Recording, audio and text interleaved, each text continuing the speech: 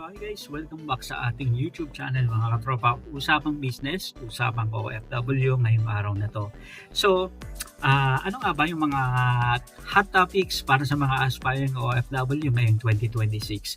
So mga katropa, paalaala sa lahat ng mga mag-a-abroad, 5 malaking pagbabago ngayong 2026. Huwag ka munang umalis kung hindi mo pa ito alam. And then top 5 countries na madaling pasukin ngayong 2026, no experience, no problem, pasok agad and lipad agad mga katropa. And isa pa is OFW Guide for 2026.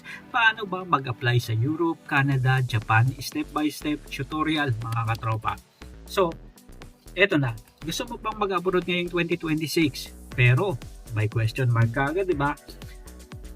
Natatakot ka sa gulo sa Middle East o baka naman sawang-sawa ka na ka-apply pero lagi kang rejected. Ayan mga katropa. So stop na yung mga concern na yan. Bago ka pumirma ng kontrata mga katropa, panoorin mo muna to. Sa videong ito, ibibigay ko sa iyo ang top 5 destination na open para sa mga Pinoy ngayong linggo. Ang bagong digital OFW pass at kung paano makakaiwas sa mga scammer na naglipana sa Facebook. So ito na, ano nga ba ang katotohanan tungkol dito sa trending topic sa Middle East? Ayan. Unahin natin, pinaka-sinesearch nyo, safe pa ba na pumunta o mag-abroad sa Middle East? Sa kabila ng tensyon, tuloy pa rin ang deployment mga katropa. Pero may mga war-like zone na tayong tinatawag. Kung ikaw ay seafarer o land-based sa high-risk areas, alamin ang inyong right to refuse. Huwag itaya ang buhay sa malaking akala. Dito mga katropa, pumapasok yung mga DMW Advisory for 2026 na right to refuse. Ano ba ang ibig sabihin nito? Ibig sabihin, ikaw bilang OFW na nasa ibang bansa, kung sa tingin mo ay nasa delikadong sitwasyon ka at nasa delikadong pagkakataon, maaari kang makipag-ugnayan sa Philippine Embassy at manghingi ng payo paano ba gawin sa employer etong right to refuse. Kasi nga, una, pinaka-importante yung health and safety ng mga manggagawa kaysa sa perang kikitain nila. So maaari kang makipag-ugnayan sa Philippine Embassy para at least pwede kang ma-repatriate pabalik ng ating bansa ng libre at wala kang gagastusin, and meron pang financial benefits na binibigay yung DMWD o Department of Migrant Workers mga katropa. Now, number 2, ang new gold mine dito sa Europe and Japan. Ito ang hinahanap ng lahat. Saan ba madaling pasukan ngayong 2026? Well, unang-una mga katropa, ang Croatia and Czech Republic. Gutom sila sa mga skilled workers mula construction hanggang hospitality. Number 2 is yung Japan sa ilalim ng SSW program. Ibig sabihin nito, hindi mo kailangan na maging 4 years college degree sa ibang job basta pasado ka lang sa number 1, skills, and number 2, language test. At ang pangatlong bansa naman mga katropa ay yung Germany. Kung ikaw ay nasa healthcare sector, ito ang jackpot dahil sa sobrang bilis ng visa processing nila ngayon.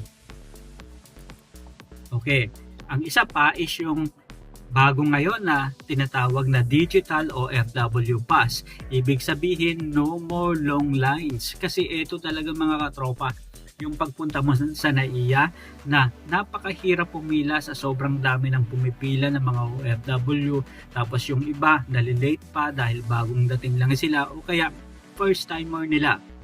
Well mga katropa, wala na pong OEC ngayong 2026. Ang kailangan na lang is yung OFW pass na ang bida. Ibig sabihin nito, lahat ay digital na sa DMWD.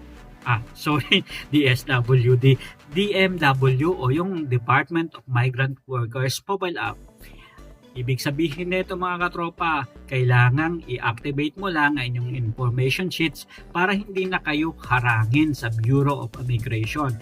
Maaari nyong makuha yung mga bagay na step by step na dapat gawin para paano ba makakuha ng OFW pass dito sa DMW app mga katropa. And ang number 4 is yung anti-scam alert. Ibig sabihin, sunod-sunod yung panggagancho, pangluloko sa mga aspiring OFW, di ba? Which is nakakasawa mga katropa. And minsan yung iba nadadala ng mag-abroad dahil nga nai-scam sila. So babala lang mga katropa, kung may nag-message sa inyo sa Facebook page nyo na no placement fee, pero nangihingi sila ng processing fee na kailangan mag-send mo ng pera sa GCash, well, maging alerto na kaagad yan mga katropa. Kasi sa malamang at malamang, scam yan. Number 1, siguraduhin mo muna na ang agency ay licensed ng DMW. I-search ang pangalan ng agency sa official website bago maglabas ng pera. Karamihan mga katropa, yung mga agency na legit, legal, at accredited ng DMW ay hindi naman talaga nanghihingi ng pera sa unang pagkakataon, lalong-lalo na kung hindi ka pa nai-interview ng mga possible na magre-recruiter galing sa ibang bansa mga katropa. Ibig sabihin, ito yung magre-recruit, magko-conduct ng interview para makapasok ka at ikaw yung kukunin na employee.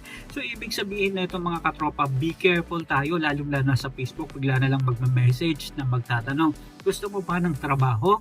And after ng discussion nyo, after ng kwentuhan nyo, bubula-bulahin ka at sasabihin, magpadala ka na ng pera sa GCash para at least ma-process na namin. Kapag ganyan mga katropa, kapag hindi pa kayo nag-meet, wag kang magbibitaw ng pera. And kahit na mag-meet kayo, be diligent enough na mag-research kayo. I-double check nyo una sa DMW kung accredited agency ba sila. At ang ikalawan man mga katropa is, tingnan nyo yung website nila. And tingnan nyo yung official Facebook page nila mga katropa. Kung mga tao lang nagme-message sa inyo, medyo alanganin at delikado yan. At kung hindi sila gumagamit ng email address na nakalink mismo dun sa kanilang official website account. Ayan. So medyo warning, red flag na yan sa inyo mga katropa. And ang isa pa is, ang pangingibang bayan ay hindi lang para kumita tayo ng pera. Ito ay pangarap para sa ating sarili at para sa ating pamilya. Kaya mga katropa, be informed and maging aware tayo para iwas scam mga katropa. Kasi sayang lang yung pagpaprocess natin at pagpapagod ng mga documents, and sa bandang huli, ang laki na ng ginastos natin pero waiting pa rin tayo at hindi nakakaalis. Kaya mga katropa, be informed always, all the time. Ngayon, kung nakatulong sa inyo ang videong ito, huwag nang kalimutang i-like and subscribe at i-share na rin sa kapwa natin nangangarap na mag-abroad. So question of the day mga katropa, saang bansa mo ba balak mag-abroad ngayong 2026? I-comment mo na sa baba at make sure na pagsikapan mo na i-search and mag-try magtanong kung ito ba ay legit na agency o hindi. So yun lang, good luck sa mga nangangarap, umasenso at kumita ng malaking pera sa pangingibang bansa. Maraming salamat po sa panonood. Hanggang sa muli, paalam.